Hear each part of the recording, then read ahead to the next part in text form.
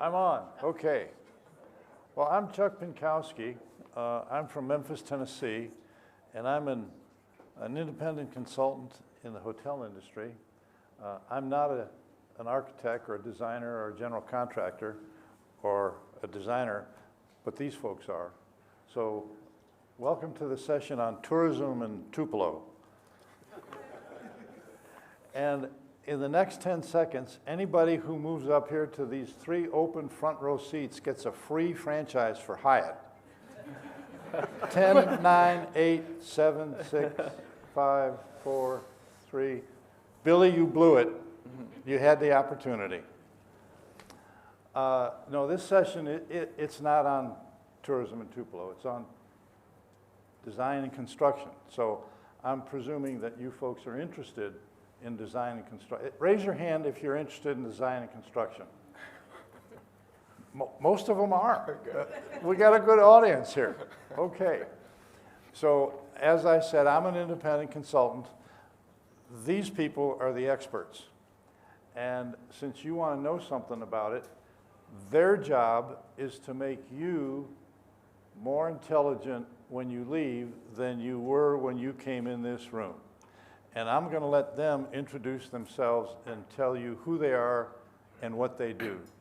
And I'm going to start with you, Robert. Good afternoon. Thank you. I'm Robert Fischel. I'm based here in Atlanta. I work for Gensler. I'm one of the partners that oversees hospitality for the southeast region of the U.S. There's about 9 of us firm-wide internationally, and I oversee the southeast, which ranges from Philadelphia down to Miami. I work closely with our offices on design standards, quality design, and executing those designs on behalf of the firm. I'm an architect by training and have been here since '92. And how long have you been doing this kind of stuff? About 32 years. Think you'll stick with it? Yeah, I think we're still there. We're still good. Okay, good. Emily. Great. Hi, everybody. My name's Emily Kipe. I'm the SVP for America's Design Services for Hyatt, and I oversee the full-service brands for the Hyatt Collection in the Americas. My team oversees technical services. We do design advisory services and touch all new builds, all renovations, all conversions and PIPs, all new development opportunities from a design standpoint here in the Americas for Hyatt. Okay. Eric?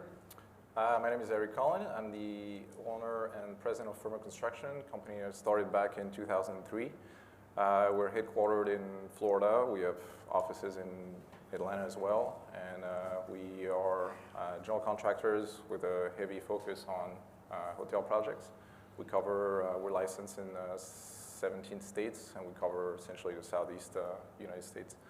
And I will stick with it because I have 2 daughters that are on their way to college one day, so I have to. Great. T-Jack. Great. So I'm T-Jack Bagby. I'm a principal at Cooper Carey. We specialize in hospitality design, and at Cooper Carey, we were very client-centric. We aim for the utmost, the highest client service. But on every single project, we start with the story. We look to choreograph the experience of the various user groups, and we do that through thoughtful design. We've got offices here in Atlanta, DC, New York, but we have projects all over the country. So planning a new development or a renovation or a conversion of a project, there's myriad questions involved in that. Raise your hand if you have a project that's under development or if you're thinking about doing a development. I can't see all of them, but I see a number of hands out there. So there are some folks here that may be interested in what you have to say here. So lending, financing, construction costs, design, brand availability, new brands, supply chain issues,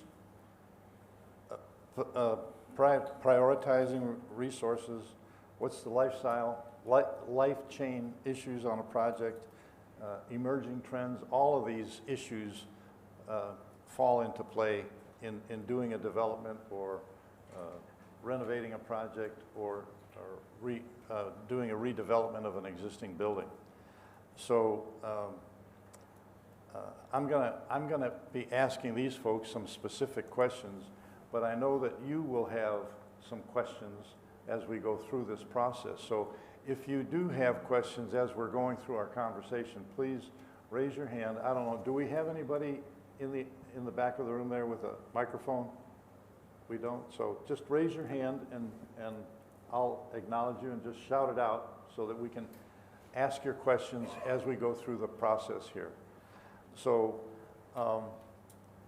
as I said, I'm an independent consultant and I work with a lot of clients across the country who are involved in developments of new projects or possibly conversions of existing projects or redeveloping existing projects.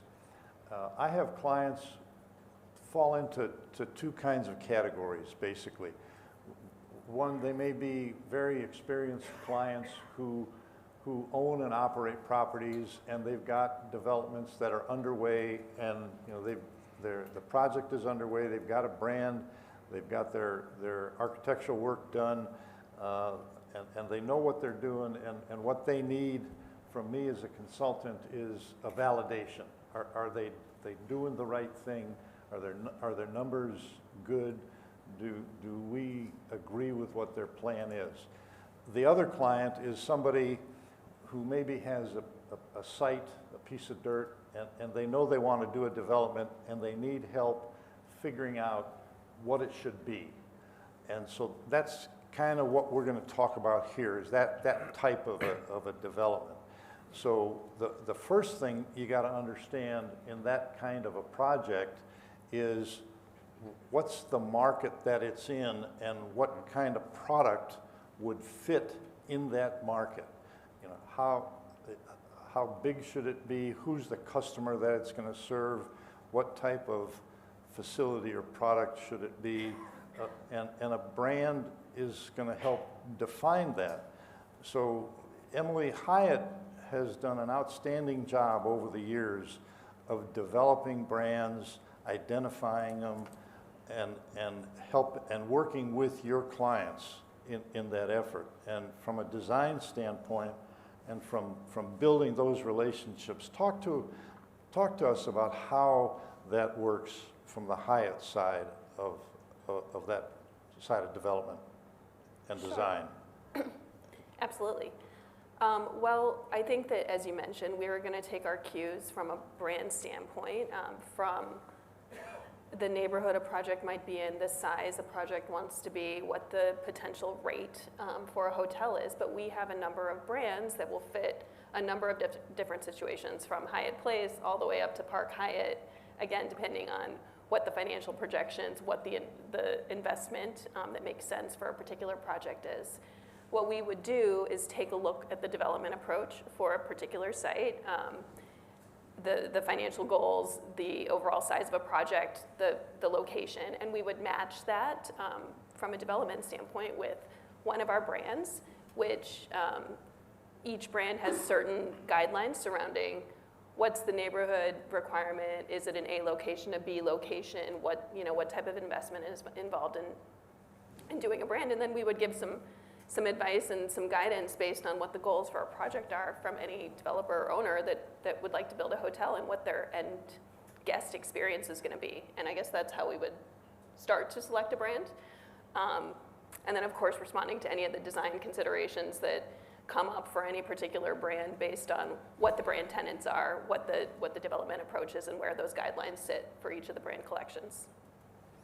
Robert, T-Jack, you fellows work with the brands and with an owner from a design standpoint. How do you interface from that standpoint with the developer, the owner, and with the brand? Well, I think it's really critical to understand at the beginning, why is this project being developed, built, positioned, and aligning that intention. Is it a transactional? Is it a heads and beds type mentality, or is it an experience? Is it social? Is it aspirational? Why are guests going to be coming to this hotel? And I think once we start to understand the reasoning behind why this project's being developed, working closely with the brands, trying to understand their key elements of what makes that a brand unique. You start to align those opportunities and really develop something that's memorable, something that's unique, that meets the brand standards, but also addresses the local character and influence of that neighborhood, if you will. T-Jack, how about your interaction on it? It's very similar. We're taking various inputs, right? From the owner, the developer who may have some sort of idea of what they would like to see there. Then we're balancing it what the brand is interested in and their expertise of understanding, like Emily said, the neighborhood and maybe kind of the other properties that are around it and what they could add to that experience. And we're trying to synthesize that and trying to bring that to a head so that everybody kind of understands where this property could excel and be super successful. Because that's ultimately our goal, is to help with the success of the property. So Eric, once these kinds of steps are taken, what are the challenges from the construction side in terms of figuring out what it's going to take? What, you know, how do you, you're meeting with your client? What's it going to cost? How long is it going to take? What are the materials issues? What's the supply chain issues? What are the challenges that you're faced once you step into the picture from a construction standpoint? So there hasn't been a shortage of challenges in the last 2 years, I'm sure, as everybody knows. Construction costs has been rising. You know, when we look at the numbers that we have today even for select service property to what it was just 2 years ago, 3 years ago, we're like, wow, you know, it's hard to believe how much it went up. But on the other hand, rates have gone up a lot as well. So the supply chain issues are improving. I can say that with certainty. We're starting to see some costs fall. Wood came down quite a bit. I mean, it's pretty much half of what it was just 12 months ago. Steel did the same thing and now has been trending up a little bit since the end of last year, creeping back up. But overall, yeah, cost has been a challenge. But there's definitely things you can do with your design and with the project, with programming of the project to mitigate that and still be able to build in the current environment. Emily, from a design standpoint, with your various brands, how are there any factors that vary from one of your brands to the other that make the development easier or more timely from one brand to the other? So I'm not sure that development is ever easier from one brand to another. Obviously, we have challenges throughout the industry.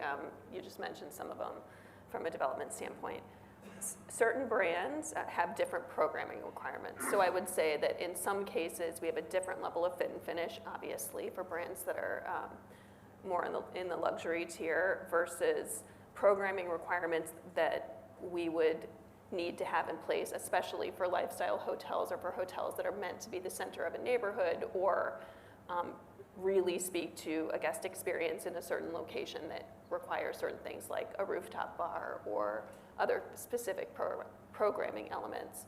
So, I mean, there are certain things where you could have a simpler project for a particular brand than a more complex or larger project, but I'm not sure it's easier. It's just a different model, and that should obviously be reflected in the financial results from a property as well. Okay.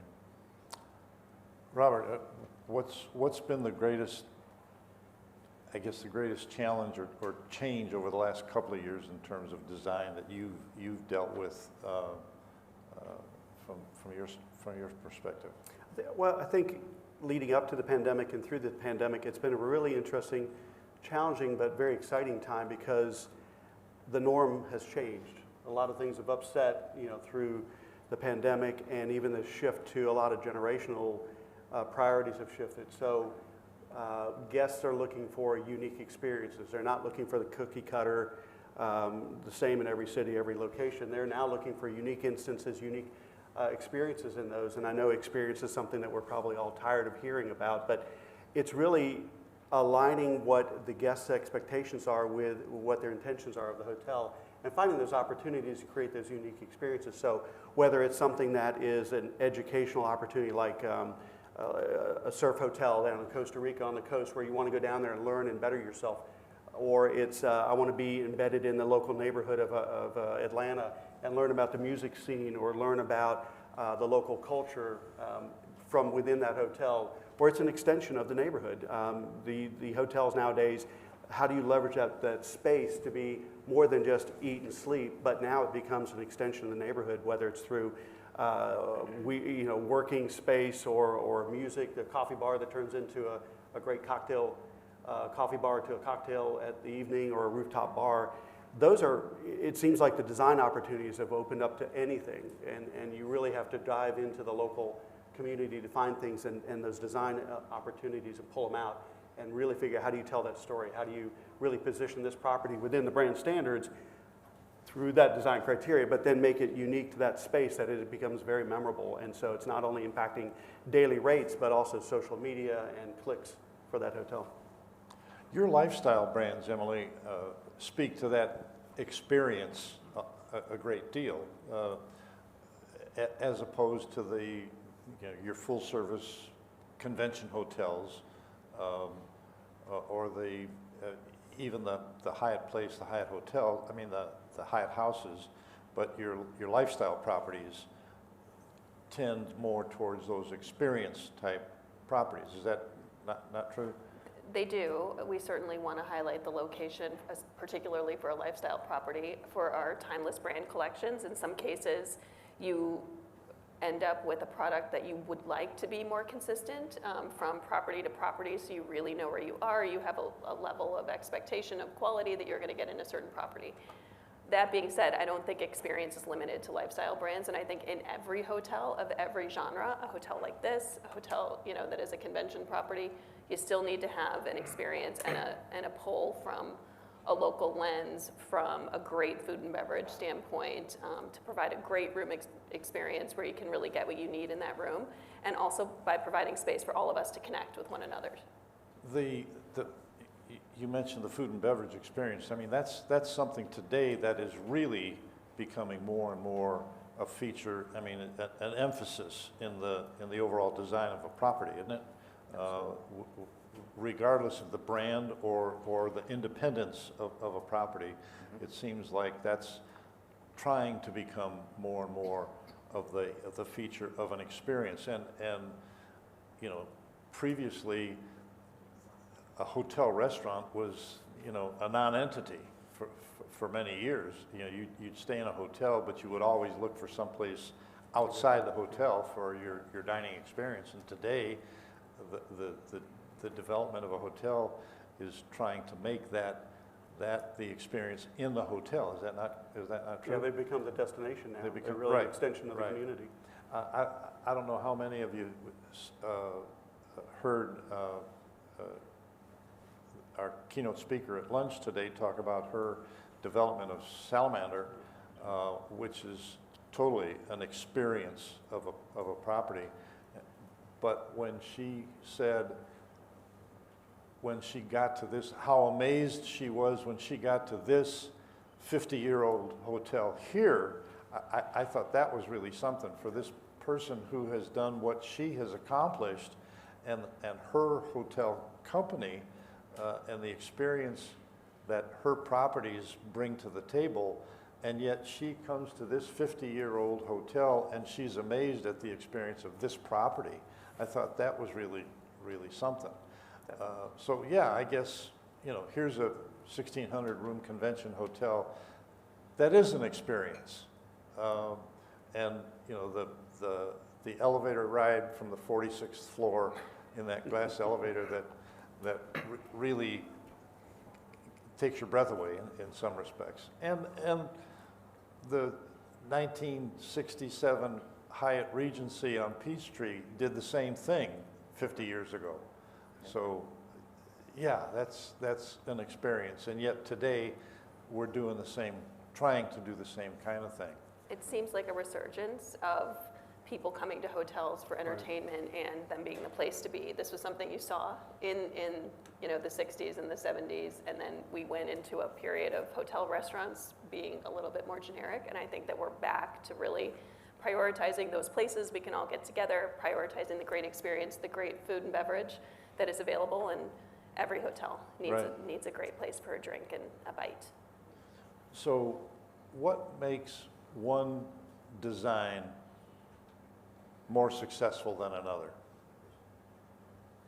Oh no, Robert. That's not the right It's answer. the word. Each one, no. It's the word.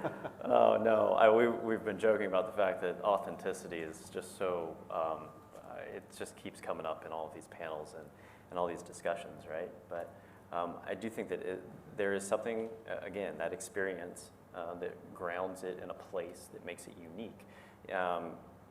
With the travelers that we have today that are skewing younger and are far more social media adept, you know, you have that same, another one of those words that we use a lot is that Instagram moment, but there is something to be said about a place that can only be in that place.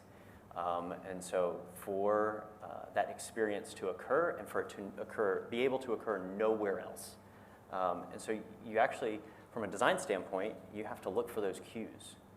You have to find a story and tell it well so that everybody latches onto it, understands it, and gets on board with the vision.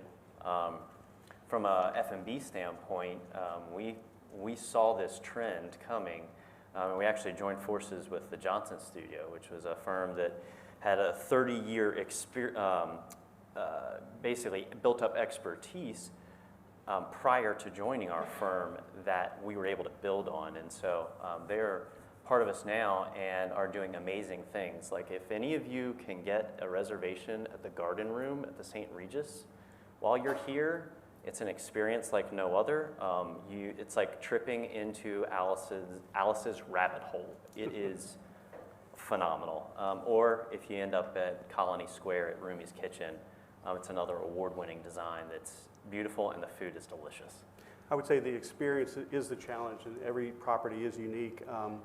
At Gensler, we spend a lot of money, millions of dollars on research annually to study different challenges and problems, and we've been through how do you measure workplace success and productivity and all that, and we then tackled experience, and how do you measure something that's less tangible? How do you measure what makes quality experiences? And we came out with an experience index. It's on the website. Everybody, please, Gensler.com, you can look at it there. It goes in and starts to quantify how do you design a good space, and that space comes back to what I was mentioning earlier. It's about what's the intention of the guest, why are they there, what are they coming for? If you can align their intentions with their expectations and then deliver that in a space, we found that it's twice as successful from a quality and experience point of view, the feedback that we get on that. So if you can design with their expectations, their intentions in alignment, then you start to have a lot of success. I think that's a great point. And to what both of you said, when you asked that question of what makes a design successful, my answer to that actually is narrative, which you talked about a story, developing a story. Mm-hmm. And to your point, intention, I think the narrative goes along with that, which is what is the reason to be there? What is the experience you would like a guest to have? And being true to that when a design is being developed is really how it comes to life and does it authentically. And isn't that what the lifestyle hotels are supposed to do, is tell a story? Absolutely. Absolutely. Yeah. So I think aligning that story and the intention of what you're trying to do with the owner, the developer, making sure there's proper budgets, allocation of funds, FF&E to align and support that. It's really important. That's why I asked you that question at the beginning, why are we doing this? We can be a great business partner, a great design partner, if we can collaborate and understand what the intentions are. And then I think you get everybody on board from owner, developer to brand. If everybody's aligned, then you'll have a very successful project because the goals are very clearly defined. I was going to say the great design is also one that I can build without having to issue change orders to my client. Don't forget you have a construction person here, and that certainly speaks also to getting that aspect of the project involved early. Get your general contractor involved at the very beginning of the conceptual design. It's Yeah. never too early to have us at a table to start getting ours and our subcontractors' input on aspects of the design to make the project more successful. Do we have any questions out here? Anybody from what we're talking about? Anybody? Are you still awake there? No questions? Should we keep going?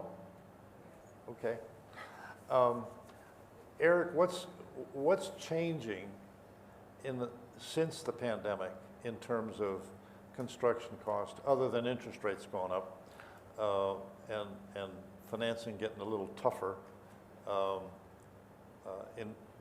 How is that changing for you going forward? What do you see in the next 2 years from a construction standpoint?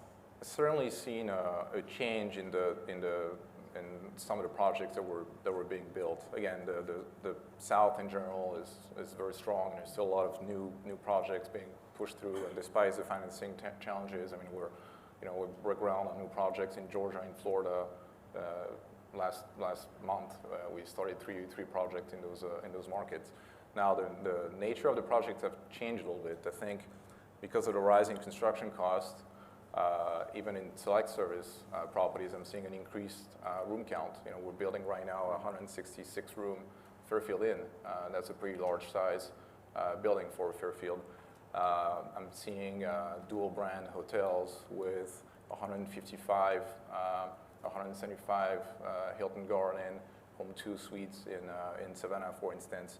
And getting that increased room count really helped a lot bring the cost per square foot or the cost per key down, because from 80 room to 150 room, you can have your two elevator banks, you can have your lobby, your meeting space, your 2 stairwells, your parking lot. All this costs, and it is nearly the same whether you're building 80 rooms or 150 rooms. And again, in that environment where you really got to try to make your project pencil out, it helps to increase the room count.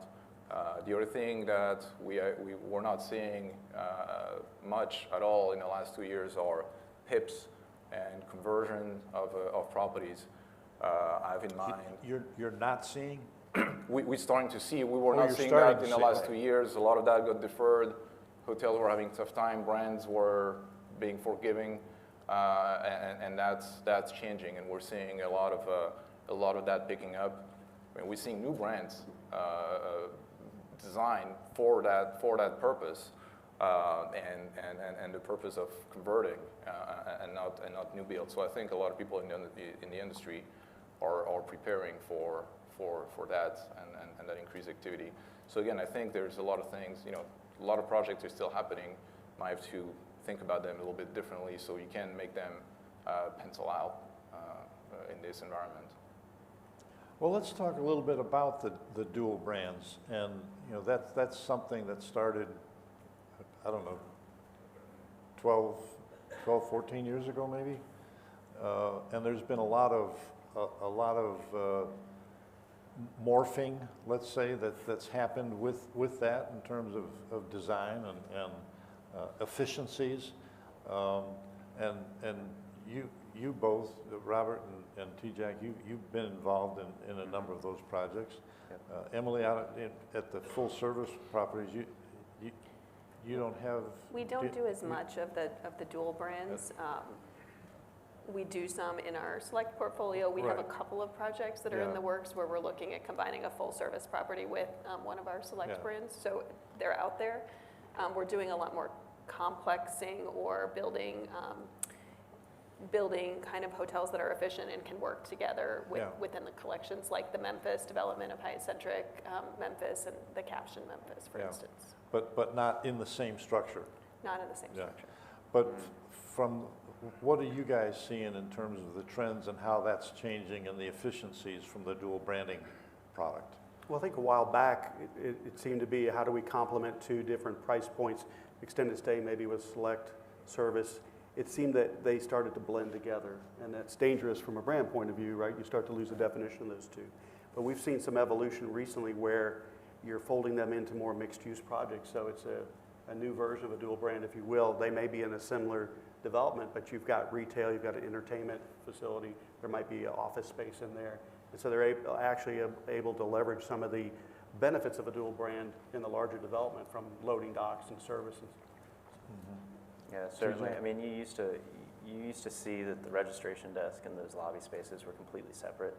And now that there are some efficiencies that have kind of grouped, it's like, well, maybe we can combine that. I think we've reached a little bit of the point though where we're at that limit.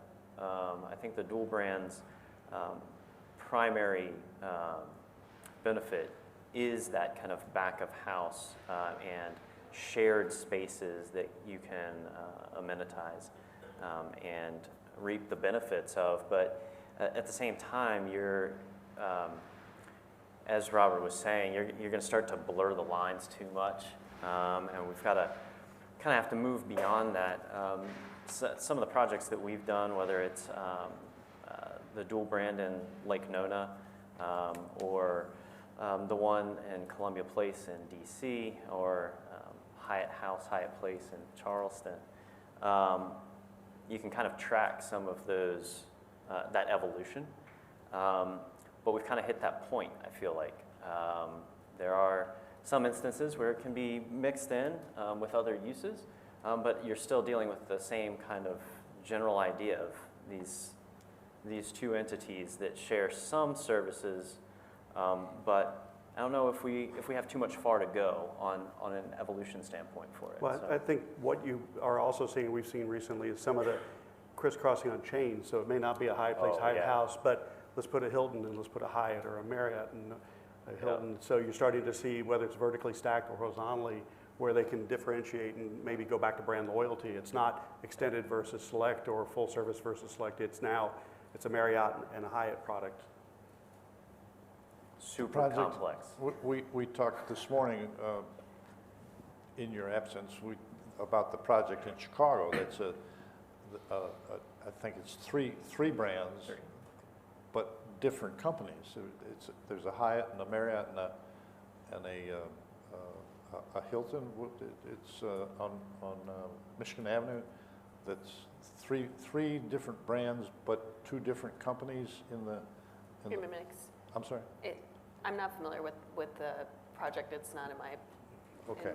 collections, unfortunately, but. But I know that there's three different brands and at least two different hotel companies, which really complicate the development and the operation of it. It can. We have a newly opened hotel that actually has two different brand companies within the same building. Our Andaz Condesa in Mexico City has another hotel in the same building, so you're sharing some of the operating infrastructure with another company. Let me switch gears here a little bit in the view from the top, where this morning Ellie Maloof made a comment about the different brands and the strength of moving forward in the wellness brands. And that's obviously something that's very popular and I think rapidly growing. How is that impacting the design and new brands going forward? From Hyatt's standpoint? From Hyatt's standpoint, well-being is an incredibly important part of what we do. We do have a well-being brand that is a standalone brand, which is Miraval, where the entire experience is really one of mindfulness and of kind of taking the time to celebrate oneself and focus on well-being. That approach and the expertise we've gained from that brand has trickled its way into all of our operating hotels. And we've got a well-being council. We're leaning into the idea that health, both internal, and external health, is something that's so important for all of the guests that we service and something that guests have told us they want. So we are applying those well-being experiences in different ways to our different brand collections, but it's something that is of utmost importance to our guests. And in terms of the expansion of Miraval, what kind of markets does it require for that to move forward? I don't know that. I mean, that's not, Tupelo's not a Miraval market. Likely not. I mean, there's a certain, you want to get a certain return from any project, but I think the idea is that a project meets the criteria for the certain programming that's required. There's a certain amount of space that's required. We obviously, you have an average rate that would be part of your balance sheet, and we want these projects to make sense. And just like everybody here, we all want the same thing. We want them to be really successful. We want them to service the needs of our guests. We want to listen to what our guests and our owners are telling us and respond to those with the right solutions. And so how about projects that you've worked on from a wellness? I think wellness is a broad category, and I think there's definitely brands out there that have defined specifically this is what it is, and you roll it out. What we've seen is a lot more unique opportunities, and we refer to it as aspirational, or it's self-improvement, where we have a property in Costa Rica, Surf Simply, I mentioned earlier, where it's all about being on the coast in the indigenous environment there and learning how to surf. It's all centered around self-improvement and surfing. Or it could be a resort out in the desert where it's a yoga, spa retreat about wellness and mind-body time. So we're seeing a lot more of those unique opportunities. They're often lifestyle independent or part of a loose portfolio, if you will, from a reservation system. But we've seen a lot of unique opportunities to design unique properties that allow people to really self-improvement, reflection, escapism. Well, but here's the thing, right? Wellness is kind of being put in the same bucket as sustainability has been for years, right? We heard about sustainability for, I'd say, a decade in all of these conferences, and yet you as a hotel owner or developer, what is that doing for your bottom line? I have yet for anybody to answer that one very well, but wellness is something that has an ROI associated with it. That is something you can actually capitalize on. We have clients that are coming back to us who, the simplest version of wellness that we can talk about is, spa, right? And so we've got clients who are coming back to us and wanting to add on to that to capitalize on this movement. So whether it is an independent in El Paso, Texas, which is working in a historic building next to the hotel to add that spa in a basement setting, super cool. Or whether it's the Eldred Preserve up in upstate New York that's looking at pairing their 28 keys with a high-end spa to service those, or for people who are just taking a day trip from the city. Or whether it's a beach hotel in Wilmington, North Carolina that is in design that they kind of threw the brakes on it and we're like, wait, we got to capitalize on this because there's this possibility of an untapped market here that we can realize. But it's also, I mean, the brands are saying it, right? Like, this is something that can be amenitized, amortized, where you're making money on people's choices. So whether it's a little bit of a different menu for the continental breakfast, or it's a little bit of an upgraded room that has workout equipment in it for any sort of brand, or whether it's the actual flag itself, whether it is the Miraval, the Westin, all the different ones that, I mean, it is their cornerstone of the brand. It's something that is going to be around, and it's going to be around for a long time, I feel like. And I think the flexibility of those spaces as we design them, allowing for indoor and outdoor, and coming out of the pandemic, I mean, the ability to host meetings or events or breakout sessions or food and beverage event, indoor, outdoor, depending on location, is part of that wellness, and it opens up the door for bringing people back to the hotels. These trends that we've seen developing over the last few years, let's go forward 15 years. How do you see them changing or possibly taking a turn to the left or even reversing? I think it's expanding. I mean, we're calling it crossovers. We see atypical non-hotel developers coming into the marketplace, whether it's individual hotels, conference facilities, or other companies in the entertainment or the gaming industry that are getting into developing hotels. We just recently did something for Atari, something for Nickelodeon, something for Virgin Airlines. I mean, these are non-traditional brands. A blending. A blending where others are trying to come into, and it's not just about a head and bed again, it is about the experience, and they bring something unique to it. Maybe it's a food and beverage approach to something, or it's a loyalty to an airline. They're coming into this marketplace now, and it's creating competition, obviously, but it's I think, opening up the door. Yeah. Okay. But you think that the need and the want for guests to be able to personalize their experience and have that contain the things that are important to them. So we're listening to guests and we're saying well-being is important to our guests, or food and beverage is important to our guests, or having a great view from a rooftop bar or a large suite that can accommodate my family and I don't feel constrained. All of those things, the ability for choice and for personalization within the experience, I think is something that's here to stay and is going to just continue to grow for us. I always think about the fact that the Gen Zs are driving what we're designing today, and in 15 years the Gen Zs are going to be a different type of person, and what are they going to want then, and who's coming up behind them, and what are they going to want, and what are we going to be designing for that group? We don't know yet, right? And I guess we're going to have to wait to figure out what they want.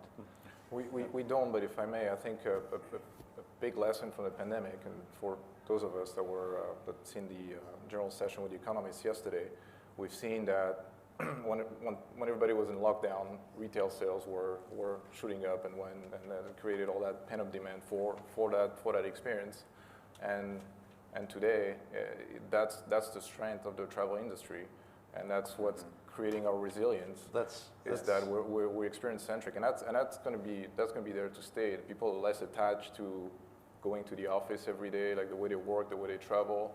They travel to work remotely, and all these are I think, are trends that are here to stay in the long term. The great thing about the comments this morning was that, whether we're going to have a recession or not, or whether the interest rate's going to go up, in spite of all of that, the travel industry is still explosive. Yeah. And all 5 of those guys on that panel this morning were using, in my viewpoint, explosive terms about where the travel industry is going at the end of this year and in 24 and 25, which is great.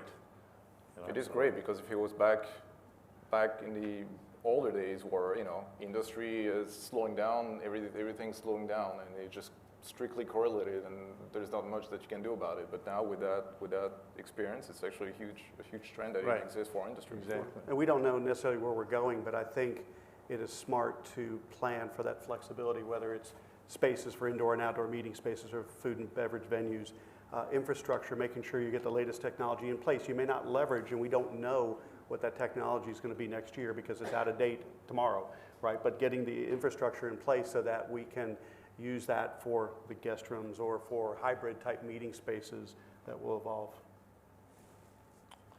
We've got 2 minutes left here. These folks came here because they're interested in design and construction and possibly have projects under development or under construction.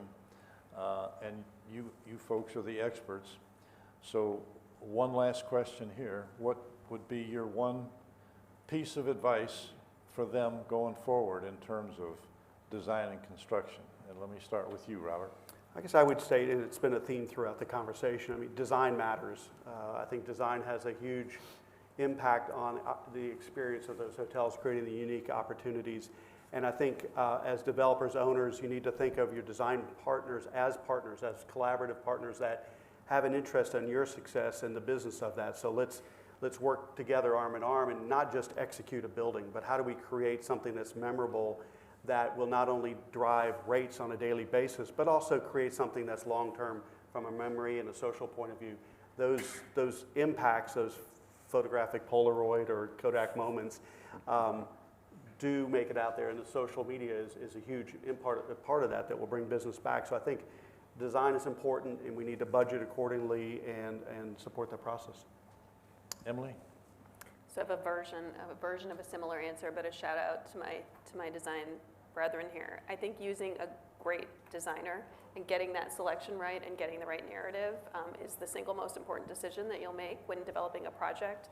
It helps with documentation. It helps with getting decisions made early so that you can do your work and help to estimate that job and keep it accurate throughout. But using a great designer and really staying true to the original narrative is, I think, the most important thing. Staying true. Correct. Right. Eric? Well, good advice for anybody who has something that I want to build would be to give me a call. But Well played. Joking aside, I would say that again, getting your GC involved early. I'm still seeing developers approach project like they used to. I'm gonna wait till the plans are ready. I'm gonna hand that over to 5 GCs and I'm gonna put it out to bid in the market. I mean, this is not what's giving us the best value. In this environment, when we as 5 GCs call the same electrician to bid that project, and that means that there's uncertainty, who's gonna win it, am I wasting my time estimating? You're not getting the best number or the best electrician to bid on your project.